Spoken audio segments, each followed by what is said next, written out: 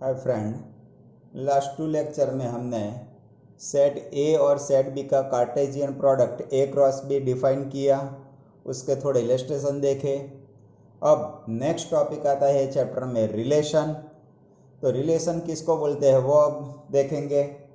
तो उसके लिए पहले हम एक डायग्राम देख लेते हैं कि सपोज ये सेट ए है और ये सेट बी है।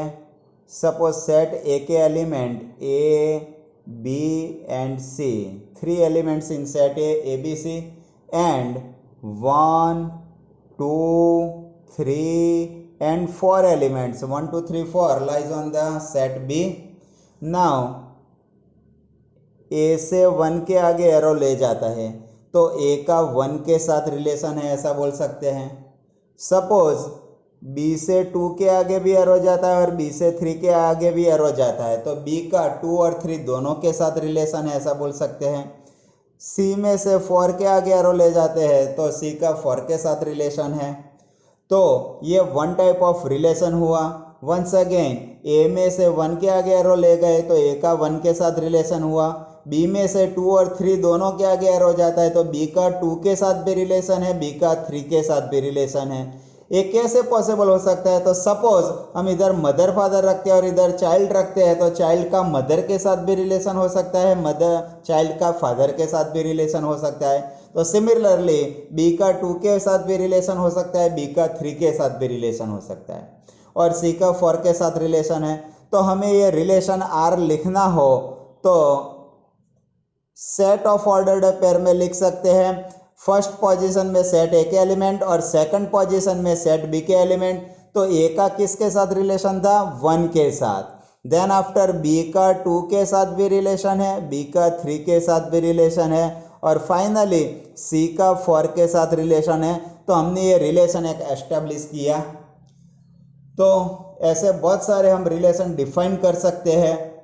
उसको और ज़्यादा अच्छी तरह हमें समझना है तो suppose set A equals to A B C लिया है हमने इधर और सेट बी इक्वल्स टू 1 2 3 4 लिया है।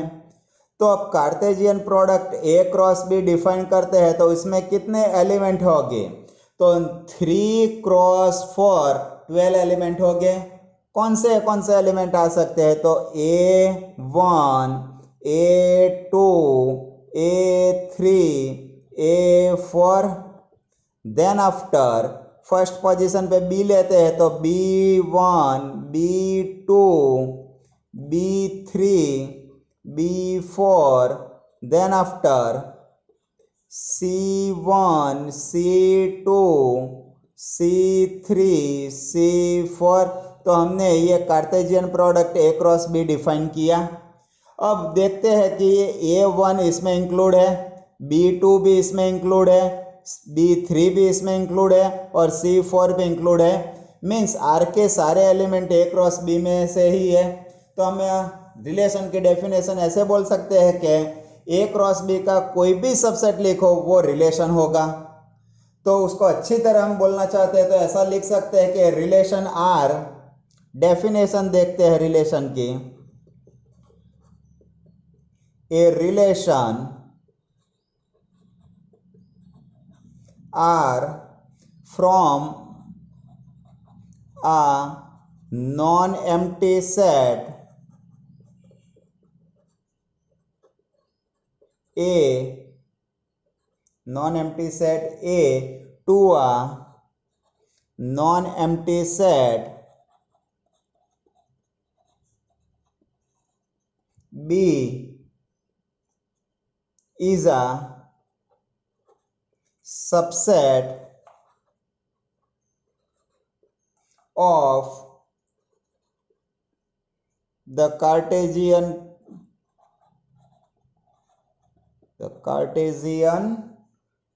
product A cross B।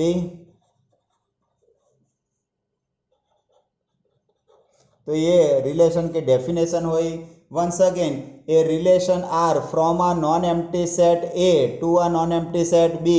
First position पे सेट ए है और सेकंड पोजीशन पे सेट बी है तो non empty set A to a non empty set B is the subset of the Cartesian product A cross B. Means A cross B का कोई भी subset लिखते हैं तो वो हमारा रिलेशन हो जाता है, और रिलेशन को हम जनरली कैपिटल आर से डिनोट करते हैं। सो अभी इसकी बात करते हैं, तो इधर ए क्रॉस बी में टोटल एलिमेंट कितने हैं, तो 1 2 3 4 5 6 7 8 9 10 11 और 12। तो हम ऐसा बोल सकते हैं कि subset of A cross B कितने हुए, subset of A cross B are 2⁻12 हो गए।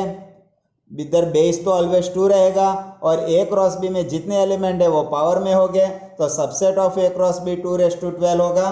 तो हम ऐसा भी बोल सकते हैं कि number of relation from A to B, from a set A to a set B equals to 2⁻12 होगा।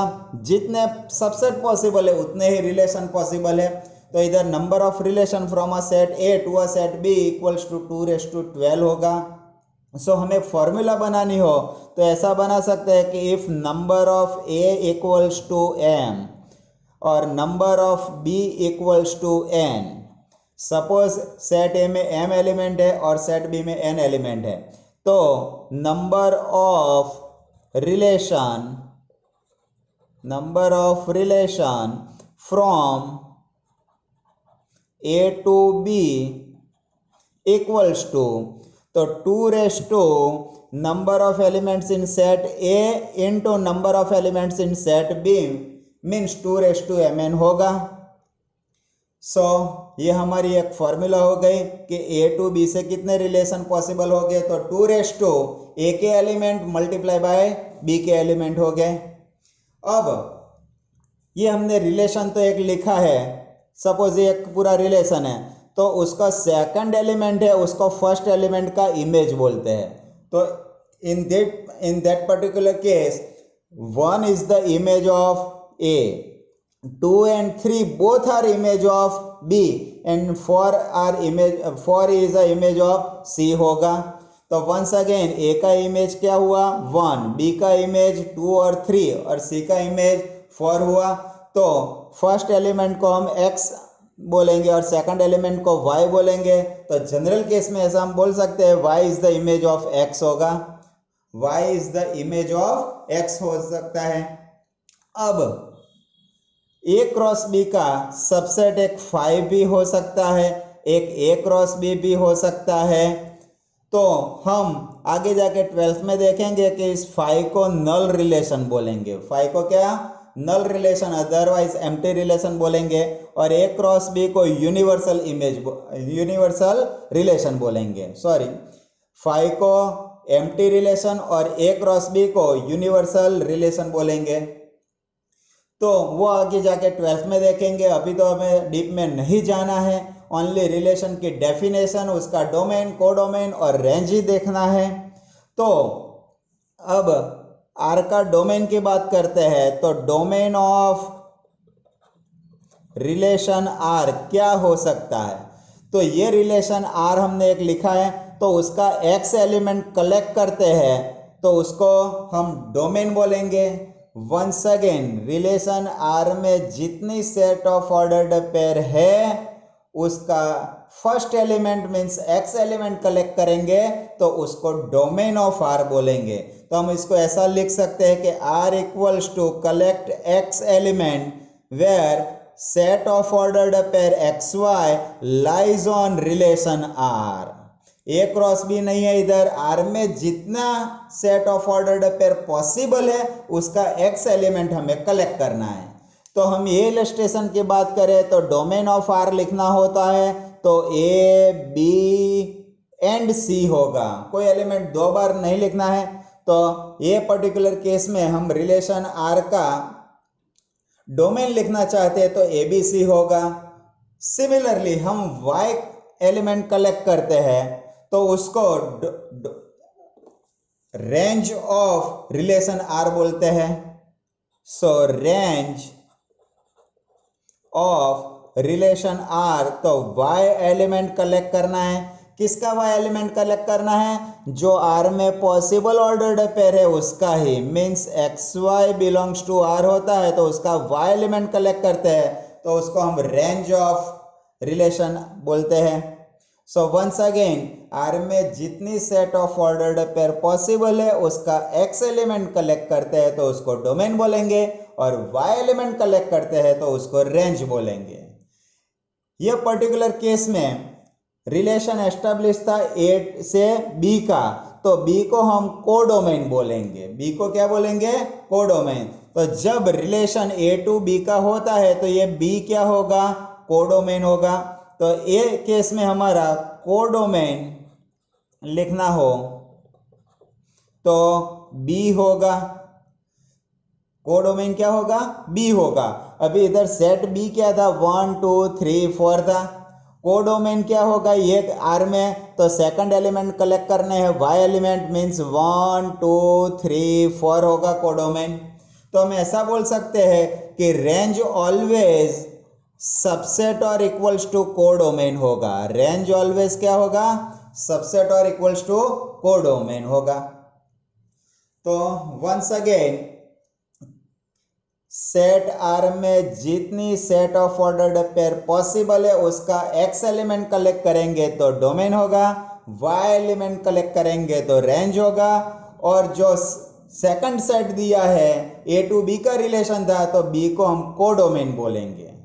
कई बार ये दोनों सेट सेम हो सकते हैं, ऐसा भी हो सकता है ए से ए का रिलेशन हो सकता है, तो ये केस में हमारा कोडोमेन ए ही होगा।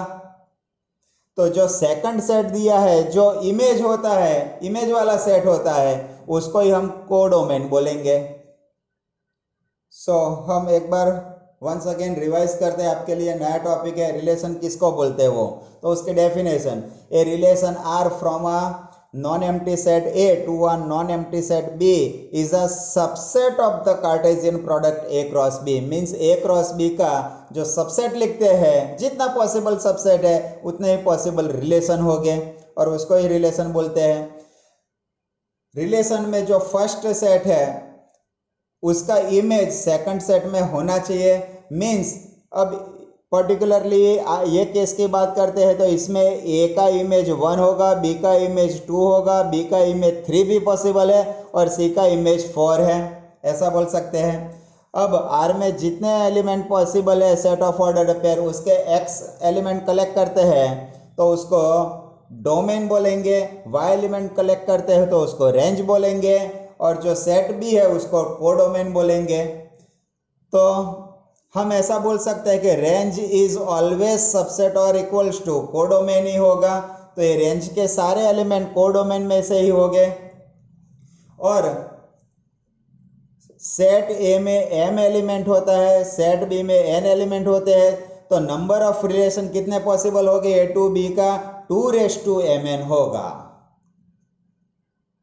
अब इसका एक एग्जांपल देखते हैं। अब हमने एक्सरसाइज 2.2 का फर्स्ट सम लिया है। Set A equals to 1 2 3 up to 14 is given. Relation R from a set A to A ही है, मीन्स हम डेफिनेशन में रिलेशन A टू B देखा था, इधर A टू A है, मीन्स फर्स्ट सेट भी A होगा और सेकंड सेट भी A ही होगा।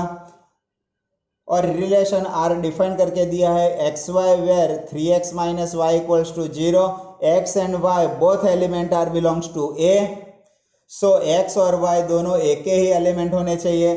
तो पहले इधर हम इक्वेशन देखते हैं कि 3x minus y equals to 0 given. From this equation we see that y equals to 3x। Now take x equals to 1, then value of y 3 होगा। If we take x equals to 2, then value of y equals to 3 into 2 6 होगा। If x equals to 3, then value of y 9 होगा। If x equals to 4, then value of y equals to 12 होगा।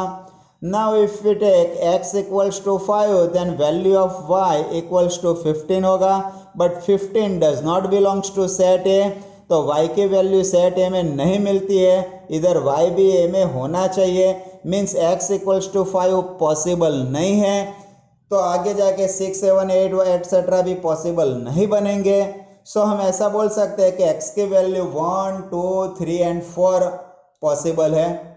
जब तो हमें relation r लिखना हो तो ऐसे लिख सकते हैं कि जब x 1 लेते हैं तब y की वैल्यू 3 मिलती है, x 2 होगा तब y 6, x 3 होगा तब y 9 होगा और x 4 होगा तब y 12 होगा। तो ये केस में हमारा रिलेशन ऐसा होगा, one set of ordered pair 1 3, 2 6, 3 9 and 4 12 होगा। अब ये रिलेशन की बात करते हैं तो डोमेन हमें लिखना है, डोमेन ऑफ आर लिखना है। तो डोमेन लिखने के लिए हमें आर में जितनी पॉसिबल ऑर्डर्ड पेयर है उसका एक्स एलिमेंट हमें कलेक्ट करना होगा। तो एक्स एलिमेंट 1, 2, 3 एंड 4 होगा। तो ये हमारा डोमेन हो गया रिलेशन आर का। अगेन रेंज लिखना है, तो रेंज लिखने के लिए हमें आर में जितनी set of ordered pair possible है उसका y एलिमेंट कलेक्ट करना है। तो y एलिमेंट है 3, 6, 9 एंड 12। तो हमारा रेंज इधर क्या होगा 3, 6, 9, 12। तो हमारे रिलेशन का डोमेन हुआ 1, 2, 3, 4 और रेंज हुई 3, 6, 9 एंड 12। अब कोडोमेन लिखना है, कोडोमेन। तो कोडोमेन ऑफ आर लिखना हो तो इधर रिलेशन है ए टू ए का, तो जो सेकंड एलिमेंट है वही हमारा कोडोमेन हो जाएगा। तो इधर ए केस में हमारा कोडोमेन ए होगा। तो हम ये फर्स्ट सम सॉल्व कर चुके। पहले तो रिलेशन आर लिखना होगा, उसके बाद उसका डोमेन लिखना होगा और उसके बाद उसकी रेंज लिखनी होगी। और ये फॉर्म हमने जो लिखा है वो फॉर्म को रोस्टर मेथड भी बोल सकते हैं। ये जो फॉर्म लिखा है रिलेशन का वो रोस्टर मेथड है। दो मेथड होती है, एक रोस्टर मेथड और एक set builder method. Set builder method हम सेट थियरी में देखेंगे, अभी इधर तो रोस्टर मेथड का यूज नहीं कर, रोस्टर मेथड का ही यूज करना है। अब इसका डायग्राम देखना हो रफली तो हम ऐसा बोल सकते हैं कि सपोज ये सेट ए है, ये सपोज सेट ए है, ए टू ए का रिलेशन है। इधर एलिमेंट हो गए 1, 2, 3, 4 एटसेट्रा अप टू 14 तक हो गए। सिमिलरली इधर भी क्या होगा 1, फिर आगे जाके 3, 6, 9, 12, 14 सारे एलिमेंट हो गए। 2, 3, 1 to 14 सारे एलिमेंट हो गए। लेकिन हमने सारे एलिमेंट शो नहीं किए हैं, हमारे पास स्पेस नहीं थी। अदरवाइज इधर 1, 2, 3, 4 अप टू 14 होगा। अब 1 का 3 के साथ रिलेशन है तो ऐसा एरो ड्रॉ करेंगे, 2 का 6 के साथ रिलेशन है, 3 का 9 के साथ रिलेशन है और 4 का 12 के साथ रिलेशन है। तो 4 ही एरो ड्रॉ करेंगे, 1 से 3, 2 से 6, 3 से 9 और 4 से 12। तो ये हमारा रिलेशन का डायग्राम ड्रॉ किया हमने। अब आपके लिए होमवर्क में सम दिया है, relation R on the set N by R equals to set of ordered pair x y where y equals to x plus 5, x and y both element belongs to R belongs to N है। तो उसका domain, range और codomain लिखना होगा। तो इधर relation N to N का होगा, तो सेकंड सेट एन है तो हमारा कोडोमेन एन हो जाएगा। फिर x and y belongs to n है तो x और y की वैल्यू सेट n में से लेनी है। लेकिन एडिशनली इधर एक कंडीशन दे दिया है कि x लेस देन 4। क्या कंडीशन दिया है? x less than 4। तो x की वैल्यू 4 से स्मॉल नेचुरल नंबर लेना है। So x equals to 1, 2 and 3 possible होगा। जब x 1 लेंगे तब y की वैल्यू 6 होगी, x 2 लेंगे तब y की वैल्यू 7 होगी और x 3 लेंगे तब y की वैल्यू 8 होगी। तो हमारा रिलेशन आर ऐसा डिफाइन होगा 1, 6, 2, 7 एंड 3, 8। ये 3 एलिमेंट ही पॉसिबल हो गए। तो ये देख के हम बोल सकते हैं कि इसका डोमेन होगा 1 2 3, रेंज होगी 6 7 8 और कोडोमेन होगा सेट n। क्लियर?